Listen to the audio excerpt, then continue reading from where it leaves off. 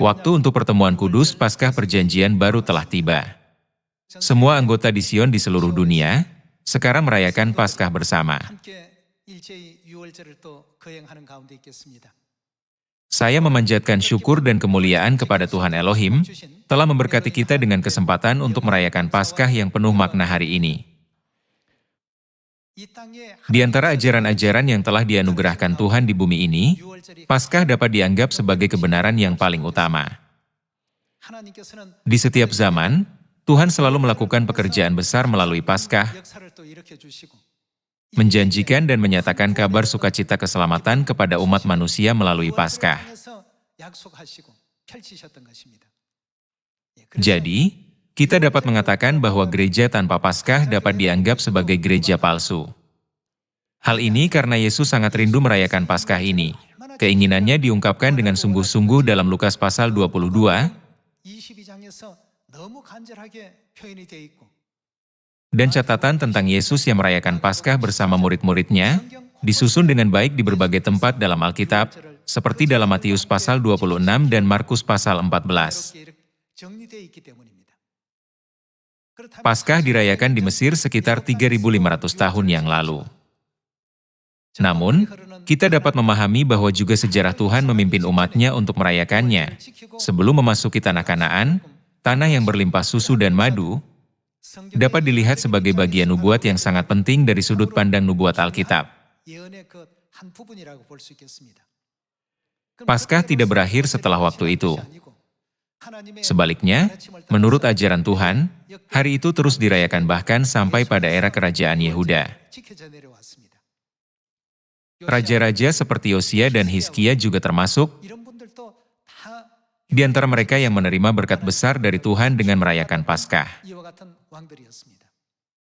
Sejarah itu terus berlanjut tanpa putus. Orang Israel dibawa sebagai tawanan ke Babel dan kemudian dibebaskan. Sekembalinya ke tanah air mereka, Nabi Ezra berkata, kita harus merayakan hari raya yang penuh makna yang disebut Paskah ini. Karena kita tidak merayakan Paskah, kita dibawa sebagai tawanan bangsa-bangsa lain dan menjadi budak mereka. Ada banyak alasan mengapa negara kita tidak bisa tetap kuat, tetapi merosot menjadi negara yang lebih lemah. Salah satunya adalah karena kita gagal menjalankan ajaran-ajaran Tuhan yang kudus dengan benar. Dengan demikian, sejarah Nabi Ezra yang rajin merayakan Paskah juga muncul dalam catatan kitab Ezra di dalam Alkitab. Bukan hanya itu saja. 2000 tahun yang lalu, pada waktu Paskah, Yesus berkata, "Aku rindu makan Paskah ini bersama-sama dengan kamu." Dan inilah kebenaran yang Dia tinggalkan bagi umat manusia sebagai warisan yang sangat berharga. Akan tetapi, anehnya, tidak ada gereja di sekitar kita yang merayakan Paskah. Ini benar-benar mengherankan. Yesus dan para rasulnya sangat rindu merayakan Paskah ini. Dan Rasul Paulus dengan penuh semangat memberitakan kebenaran Paskah Perjanjian Baru, memperluas perjalanannya bahkan sampai ke wilayah Eropa seperti Korintus dalam Alkitab. Yesus Kristus wafat di atas salib dan bangkit pada hari ketiga setelah kematiannya. Kemudian, Dia naik ke sorga dari Bukit Zaitun 40 hari kemudian dan mencurahkan Roh Kudus hujan musim awal atas gereja awal pada hari ke-50. Akibatnya, gereja awal bertumbuh secara luar biasa dan menjadi sangat aktif. Para murid, yang telah diajar langsung oleh Yesus, membina banyak anggota dan sepenuhnya memberitakan ajaran Yesus Kristus. Jadi, selama sekitar 300 tahun, melalui beberapa generasi murid, Paskah terus berlanjut tanpa henti di bumi ini sebagai kebenaran tertinggi.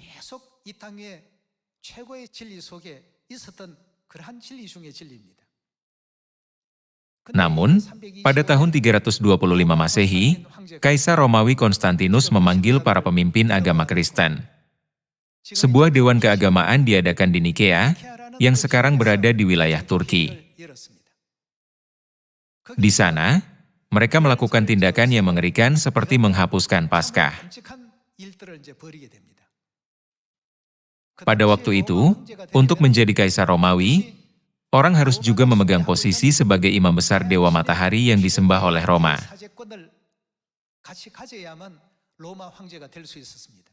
Jadi, kaisar Romawi bukan hanya penguasa politik, tetapi juga pemimpin agama tertinggi yang memimpin semua warga Roma. Pemimpin tertinggi penyembahan Dewa Matahari tidak mungkin mengakui iman yang benar kepada Tuhan. Sebab itu, kebenaran tertinggi Paskah mulai hilang sejak saat itu. Paskah dirayakan dari zaman Musa sampai zaman Yesus. Paskah tidak hilang di bumi ini sampai zaman murid-murid Yesus. Hal ini dibuktikan sepanjang sejarah agama Kristen. Namun, Kaisar Romawi, dengan kata lain, imam besar penyembahan Dewa Matahari, menghapus kebenaran Paskah dengan menggunakan kekuatan dunia. Orang-orang Kristen yang tidak mematuhi hukum, menghadapi eksekusi tanpa pandang bulu, dipaksa untuk hidup dalam persembunyian dan menjalani gaya hidup pertapa. Dengan cara ini, Paskah berada di bawah penindasan. Secara lahiriah, kelihatannya dia sangat mendukung agama Kristen. Tetapi pada kenyataannya, dia menghapuskan hari Sabat pada tahun 321 Masehi dan memperkenalkan ibadah hari Minggu. Hari penyembahan Dewa Matahari adalah hari Minggu. Sampai saat itu, pada hari apa orang Kristen mengadakan ibadah mereka? Sama seperti gereja Tuhan kita saat ini, mereka semua mengadakan kebaktian pada hari Sabtu. Ketika kita melihat orang-orang Yahudi di Timur Tengah, bukankah mudah untuk memahami bahwa mereka beribadah pada hari Sabtu? Sebelum itu, tidak ada yang namanya ibadah hari Minggu. Namun, pada tahun 321 Masehi, itu diperkenalkan ke gereja oleh Kaisar Romawi. Dan pada tahun 325 Masehi, peraturan kebenaran yang disebut Paskah juga dihapuskan.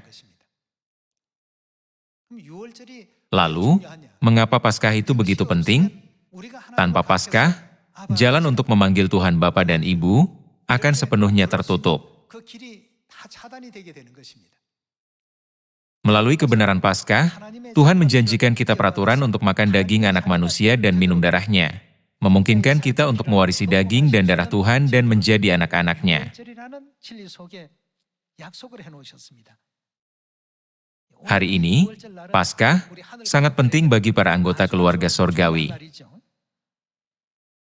Mari kita merenungkan sekali lagi pentingnya Paskah melalui Alkitab yang berisi kehendak Tuhan, bukan melalui pendapat para sarjana di dunia.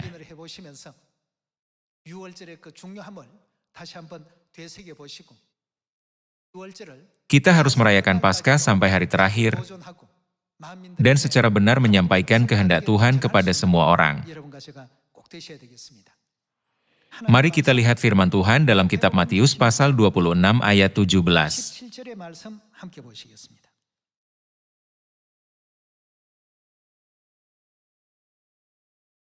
Pasal 26 ayat 17.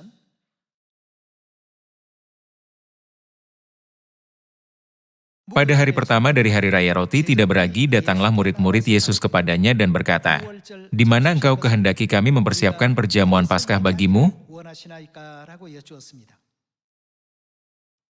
Para murid menanyakan pertanyaan ini kepada Yesus.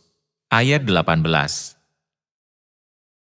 Jawab Yesus, "Pergilah ke kota kepada si Anu dan katakan kepadanya, 'Pesan Guru, waktuku hampir tiba, di dalam rumahmulah aku mau merayakan Paskah bersama-sama dengan murid-muridku.'"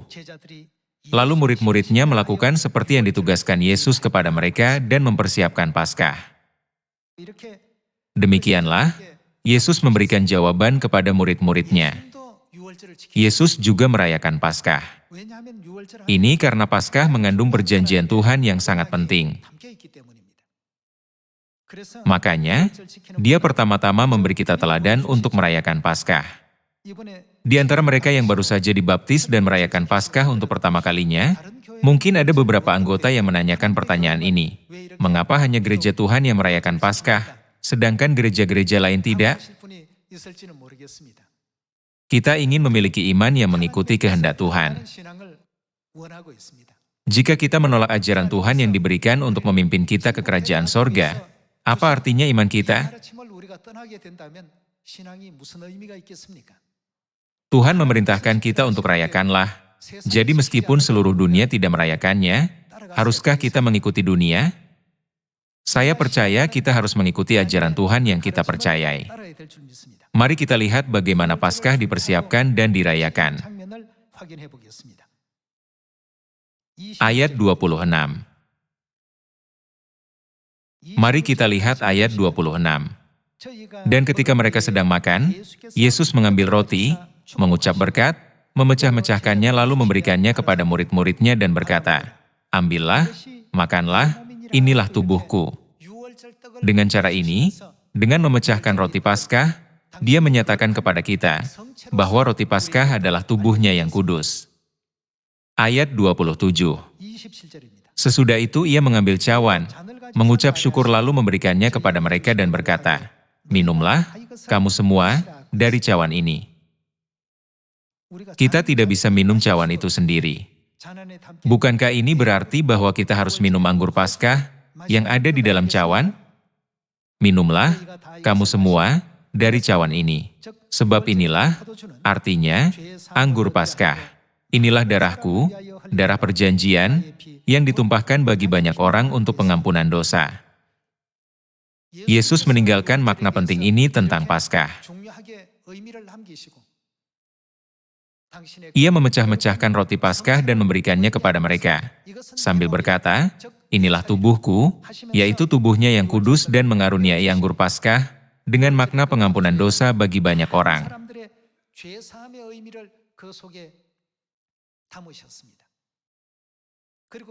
Mengetahui dia akan disalibkan pada hari berikutnya, dia sangat rindu merayakan Paskah terakhir bersama murid-muridnya. Sangat aneh bahwa Paskah tidak ada dalam agama Kristen saat ini. Jika kita mengaku sebagai orang Kristen yang percaya kepada Yesus, Paskah tidak boleh hilang. Dimulai dengan Paskah yang berasal dari Mesir, semuanya tertulis dalam Alkitab. Dalam Matius pasal 26, Yesus berkata, "Roti ini bukan hanya roti biasa. Inilah dagingku yang diserahkan melalui pengorbananku di atas salib untuk menyelamatkan umat manusia. Aku memberikannya kepadamu sebagai dagingku." Sambil memberikan anggur, dia berkata, "Inilah darahku yang ditumpahkan di atas salib." Dengan memberikan daging dan darahnya kepada seluruh umat manusia, dia mengizinkan kita untuk memperoleh pengampunan dosa. Selain itu, tidak hanya mengandung makna pengampunan dosa. Bukankah kita menyebut mereka yang mewarisi daging dan darah orang tuanya sebagai anak-anak? Itulah sebabnya setiap orang yang mengambil bagian dalam upacara Paskah memanggil Tuhan Bapa.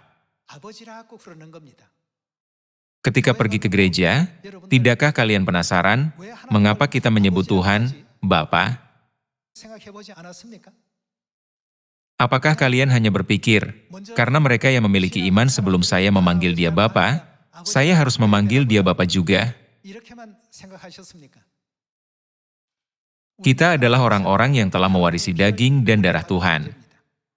Melalui cara apa? Melalui Paskah. Itulah sebabnya Yesus sangat rindu merayakan Paskah dan menganggapnya sangat penting. Mari kita lihat Injil Lukas pasal 22 ayat 7.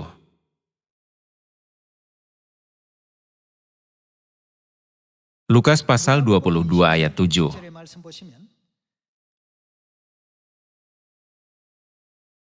Maka tibalah hari raya roti tidak beragi, yaitu hari di mana orang harus menyembelih domba Paskah.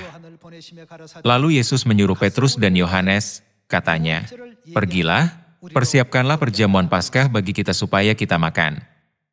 Ketika Yesus mengutus murid-muridnya yang utama, Petrus dan Yohanes, Dia langsung menyuruh mereka, "Pergilah dan persiapkanlah untuk merayakan Paskah." Jadi, Paskah dapat dilihat sebagai kebenaran yang sangat penting dan utama dalam agama Kristen. Kita tidak boleh hanya mengikuti karena orang-orang mencoba untuk menghapuskannya. Karena kita percaya kepada Yesus Kristus, kita terus merayakan dan melestarikan Paskah hingga saat ini, persis seperti yang diperintahkan Yesus kepada kita. Mari kita baca lagi ayat 7. Maka tibalah hari raya roti tidak beragi, yaitu hari di mana orang harus menyembelih domba Paskah. Lalu Yesus menyuruh Petrus dan Yohanes, katanya, "Pergilah, persiapkanlah perjamuan Paskah bagi kita supaya kita makan." Kata mereka kepadanya, "Di manakah engkau kehendaki kami mempersiapkannya?" Jawabnya, "Apabila kamu masuk ke dalam kota, kamu akan bertemu dengan seorang yang membawa kendi berisi air. Ikutilah dia ke dalam rumah yang dimasukinya. Dan katakanlah kepada tuan rumah itu, 'Guru bertanya kepadamu, di manakah ruangan tempat aku bersama-sama dengan murid-muridku akan makan Paskah?' Lalu orang itu akan menunjukkan kepadamu sebuah ruangan atas yang besar yang sudah lengkap. Disitulah kamu harus mempersiapkannya." Maka berangkatlah mereka, dan mereka mendapati semua seperti yang dikatakan Yesus kepada mereka. Apa yang mereka lakukan? Lalu mereka mempersiapkan Paskah. Mereka telah membuat semua persiapan untuk merayakan Paskah. Mari kita lihat ayat 14.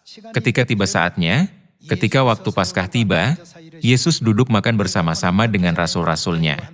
Katanya kepada mereka, "Aku sangat apa? Sangat rindu makan Paskah ini bersama-sama dengan kamu sebelum aku menderita." Yesus berkata, "Aku sangat rindu." Kapan kita menggunakan penekanan? Kita menggunakannya untuk menekankan sesuatu yang penting. Lalu, siapa yang menggunakan penekanan di sini? Yesus Kristuslah yang dihormati, disembah, dan diikuti oleh semua orang Kristen. Hari raya apa yang sangat rindu dirayakan oleh Yesus Kristus? Itu adalah Hari Raya Paskah. Akan tetapi, kecuali di gereja Tuhan, Paskah tidak dirayakan di desa global. Ketika mendengar Yesus juga merayakan Paskah, beberapa orang menanggapi dengan berkata, "Bukankah Alkitab Anda berbeda dengan Alkitab saya?" Dan kemudian membandingkannya dengan Alkitab mereka sendiri. Sebab Alkitab ini diterbitkan oleh lembaga Alkitab, maka semuanya sama. Semua Alkitab mencatat isi-isi ini dengan cara yang sama persis. Lalu, mengapa kita merayakannya, tetapi mereka tidak? Ini sangat aneh. Memang, ketika kita melihat hal-hal seperti itu, kita dapat mengatakan bahwa mereka yang menyimpang dari ajaran Yesus dapat disebut sebagai aliran sesat.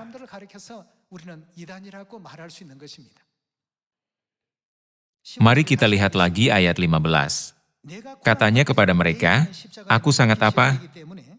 Sangat rindu makan Paskah ini bersama-sama dengan kamu sebelum aku menderita." Jadi, Paskah yang sangat dirindukan dan ingin dirayakan Yesus adalah Paskah yang dirayakan di kamar atas Markus 2000 tahun yang lalu. Mari kita beralih ke ayat 19. Mari kita lihat ayat 19. Lalu ia mengambil roti, mengucap syukur, memecah-mecahkannya dan memberikannya kepada mereka. Katanya, "Inilah tubuhku yang diserahkan bagi kamu. Perbuatlah ini menjadi peringatan akan aku." Yesus dengan jelas memerintahkan kita untuk merayakan Paskah ini dengan mengatakan, "Perbuatlah ini menjadi peringatan akan aku." Paskah adalah hari yang diperintahkan dan ditetapkan Yesus sebagai peraturan. Kita dapat mengatakan bahwa gereja tanpa Paskah bukanlah gereja yang percaya kepada Yesus. Perbuatlah ini menjadi peringatan akan aku. Ayat 20. Demikian juga dibuatnya dengan cawan sesudah makan. Ia berkata, "Cawan ini adalah perjanjian baru oleh darahku yang ditumpahkan bagi kamu." Kebenaran Paskah perjanjian baru adalah kebenaran yang sangat berharga yang ditetapkan oleh Tuhan ketika Dia datang ke bumi ini dalam tubuh demi umat manusia. Gereja yang tidak memiliki kebenaran Paskah perjanjian baru tidak dapat disebut gereja Kristus. Ini karena Tuhan telah menekankan pentingnya Paskah sejak zaman Musa sekitar 3.500 tahun yang lalu. Hari ini, mari kita juga menyelidiki firman Tuhan dalam Keluaran pasal 12. Sungguh sangat disayangkan di mata Tuhan, bahwa Paskah yang telah dirayakan selama lebih dari 3.500 tahun, justru diabaikan di zaman ini.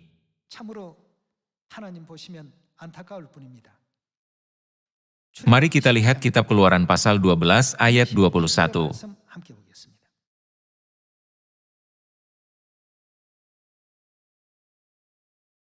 Pasal 12 ayat 21.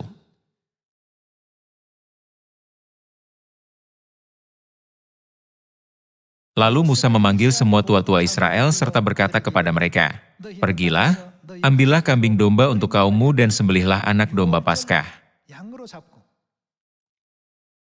Ini adalah pertama kalinya Paskah dirayakan. Mari kita beralih ke ayat 25. Dan apabila kamu tiba di negeri yang akan diberikan Tuhan kepadamu, seperti yang difirmankannya, maka kamu harus pelihara ibadah ini. Dan apabila anak-anakmu berkata kepadamu, apakah artinya ibadahmu ini? Ayat 27.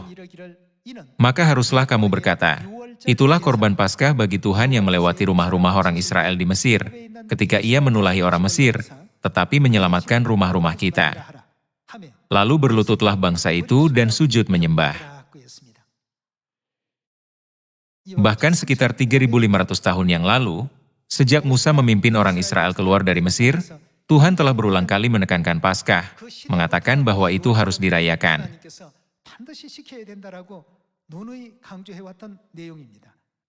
Mari kita lihat ayat 43.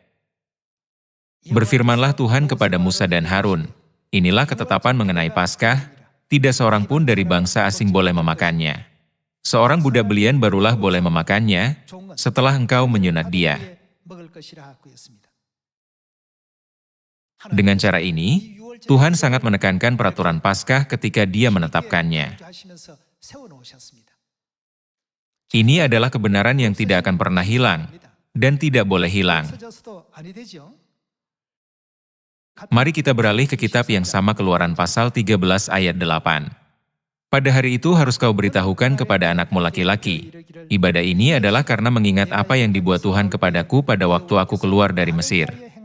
Hal itu bagimu harus menjadi tanda pada tanganmu dan menjadi peringatan di dahimu, supaya hukum Tuhan ada di bibirmu.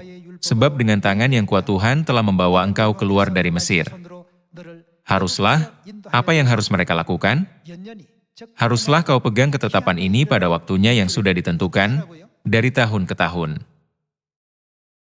Tuhan telah memerintahkan kita untuk merayakan Paskah setiap tahun. Meskipun banyak sarjana Alkitab yang mengaku mempelajari Alkitab dan banyak gereja yang mengaku percaya kepada Yesus Kristus, mengapa mereka tidak merayakan Paskah? Bukankah ini sangat aneh? Merayakan Paskah tidak berhenti dengan keluarnya mereka dari Mesir, tetapi terus berlanjut bahkan ketika mereka memasuki tanah Kanaan yang berlimpah susu dan madu. Mari kita lihat bagaimana Yosua, yang mengambil alih setelah kematian Musa, memimpin orang Israel dengan melihat Yosua pasal 5, ayat 10.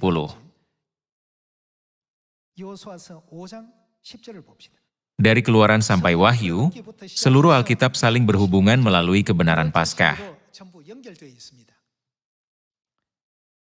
Mari kita lihat Yosua pasal 5.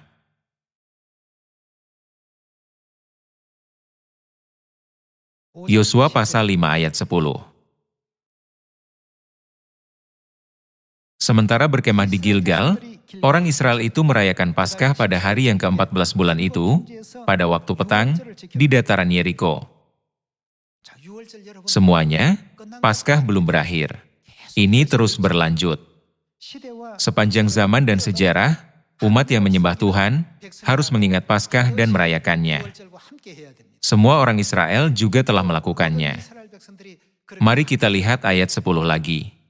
Sementara berkemah di Gilgal, orang Israel itu merayakan Paskah pada hari yang ke-14 bulan itu, pada waktu petang, di dataran Yeriko. Lalu pada hari sesudah Paskah mereka makan hasil negeri itu, yakni roti yang tidak beragi dan bertih gandum, pada hari itu juga. Lalu berhentilah mana itu, pada keesokan harinya setelah mereka makan hasil negeri itu. Jadi orang Israel tidak beroleh mana lagi, tetapi dalam tahun itu mereka makan yang dihasilkan tanah Kanaan. Dengan cara ini, mereka merayakan Paskah dan masuk ke tanah Kanaan yang berlimpah susu dan madu. Demikianlah, Tuhan memerintahkan mereka untuk terus merayakan Paskah dari tanah Mesir hingga tanah Kanaan yang berlimpah susu dan madu, di sepanjang era keturunan raja, dan bahkan di masa-masa pembebasan dari pembuangan.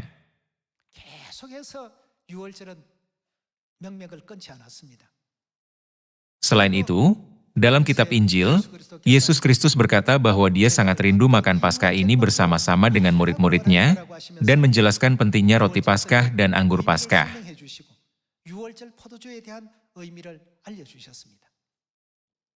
Dia berkata, "Roti ini adalah tubuhku. Anggur ini adalah darah perjanjianku yang ditumpahkan bagi banyak orang untuk pengampunan dosa. Makan roti dan minum anggur. Ingatlah dan peringati hal ini setiap tahun tanpa gagal." Meskipun dia mengajarkan hal ini kepada kita secara sangat rinci, fakta bahwa gereja-gereja saat ini yang mengaku percaya kepada Yesus tidak merayakan hal ini, menandakan tidak adanya kepercayaan kepada Yesus. Paskah adalah kisah yang paling penting dalam Alkitab. Namun pada tahun 325 Masehi, kepala tertinggi penyembah dewa matahari di Roma menghapuskan Paskah.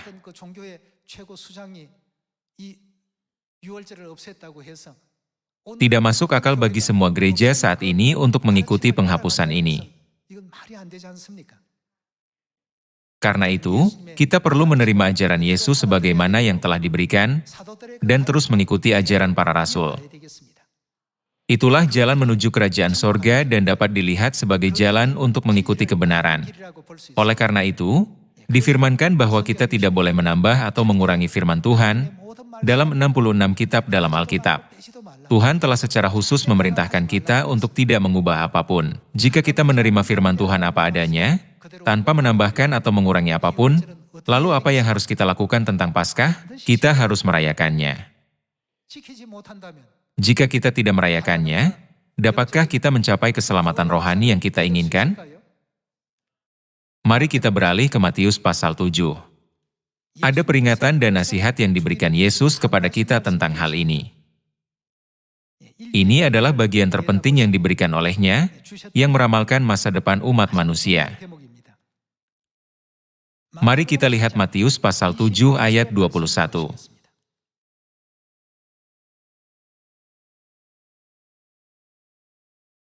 Ayat 21.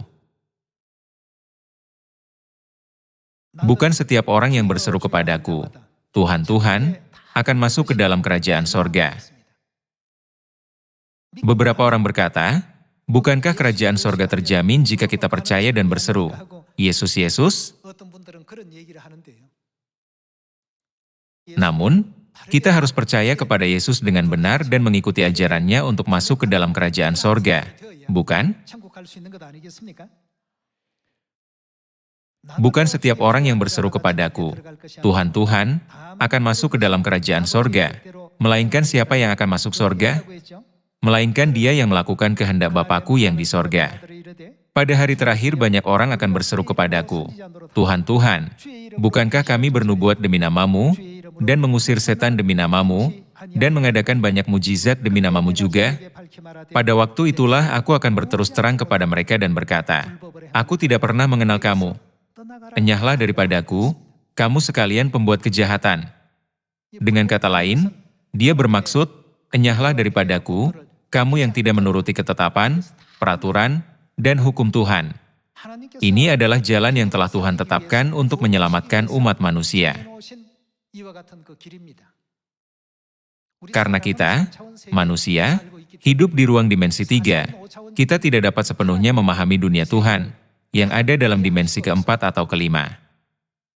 Itulah sebabnya Tuhan mengutus para nabi dan menganugerahkan semua ajarannya kepada umat manusia, sehingga mereka dapat mengikuti jalannya.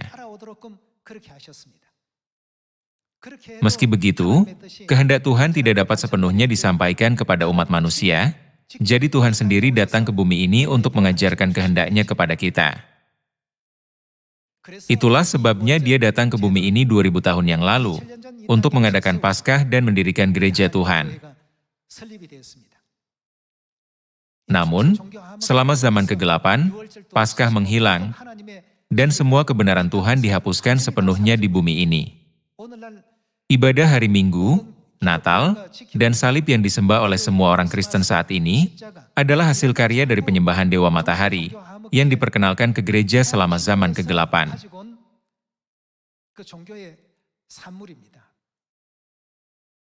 Ini bukan ajaran yang Yesus ajarkan kepada kita. Tidak mengetahui hal ini, orang sering berpikir, aku kira aku dapat pergi ke sorga jika aku memiliki iman, dan memilih gereja manapun. Tetapi penting untuk menemukan gereja yang mengikuti jalan yang diajarkan dalam Alkitab.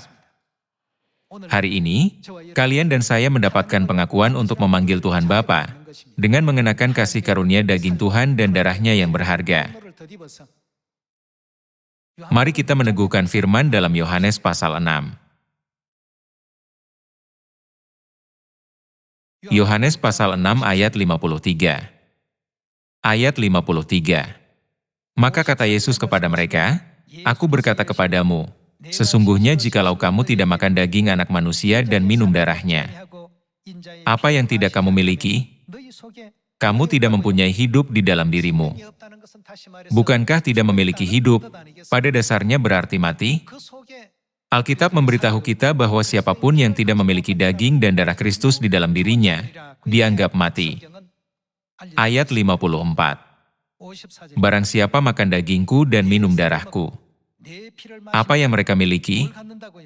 Ia mempunyai hidup yang kekal dan aku akan membangkitkan dia pada akhir zaman. Mari kita beralih ke ayat 55. Dalam ayat 55, Yesus berkata, "Sebab dagingku adalah benar-benar makanan dan darahku adalah benar-benar minuman.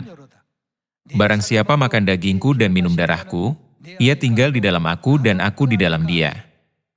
Sama seperti Bapa yang hidup mengutus aku dan aku hidup oleh Bapa, demikian juga barang siapa yang memakan aku. Apa yang akan terjadi pada mereka? Mereka akan hidup oleh aku." Untuk memberi kita hidup yang kekal dan membuka jalan bagi kita pergi ke sorga, Tuhan telah mengizinkan kita kebenaran. Itu adalah Paskah yang kita rayakan hari ini. Ketika melihat sejarah agama Kristen dan Gereja Katolik, Anda sekalian dapat melihat apakah Tuhan yang memerintahkan kita untuk tidak merayakan Paskah, atau apakah itu dihapuskan oleh wewenang seorang kaisar. Hal ini ditemukan dalam buku-buku sejarah yang biasa digunakan oleh semua seminari. Meskipun semuanya didokumentasikan seperti itu, sebagian orang masih mempertanyakan, setelah berjalan di jalan yang salah sejauh ini, bagaimana aku dapat berjalan di jalan yang benar sendirian? Semuanya, tidak peduli berapa banyak orang yang secara keliru percaya kepada Tuhan, jika Tuhan menunjukkan kepada kita apa jalan yang benar, apa yang harus kita lakukan untuk merayakan Paskah? Kita harus kembali seperti yang dilakukan Raja Yosia. Kita harus kembali seperti yang dilakukan Raja Hizkia. Sebelumnya, saya melakukan demikian karena saya tidak mengetahuinya. Tetapi sekarang, setelah membaca seluruh kitab Taurat dan kitab para nabi, jelaslah bahwa Tuhan memerintahkan kita untuk merayakan Paskah. Dengan demikian, dari raja hingga seluruh rakyat, semua orang merayakan Paskah. Ada ajaran-ajaran yang berkarunia dan indah dalam sejarah Alkitab. Tuhan ingin agar umat manusia, yang telah ditakdirkan untuk mati selamanya, masuk ke dalam kerajaan sorga yang kekal di mana tidak ada lagi kematian, duka cita, rasa sakit, atau kesedihan, tetapi hanya sukacita dan kebahagiaan yang dianugerahkan. Akan tetapi, jalur tersebut telah sangat dibelokkan. Kita tidak dapat masuk ke sorga dengan jalan yang dibelokkan. Karena itu, saya meminta semua anak Sion untuk menjadi orang-orang yang dengan setia hanya dapat mengikuti jalan yang diajarkan dalam Alkitab yang dipimpin oleh Tuhan. Juga, saya memanjatkan terima kasih, kemuliaan, dan pujian abadi kepada Tuhan Elohim, Kristus An-Sang-Hong dan Ibu Sorgawi Yerusalem Baru, karena memberi kita Paskah Perjanjian Baru. Dengan ini, saya akan mengakhiri khotbah hari ini. Terima kasih banyak.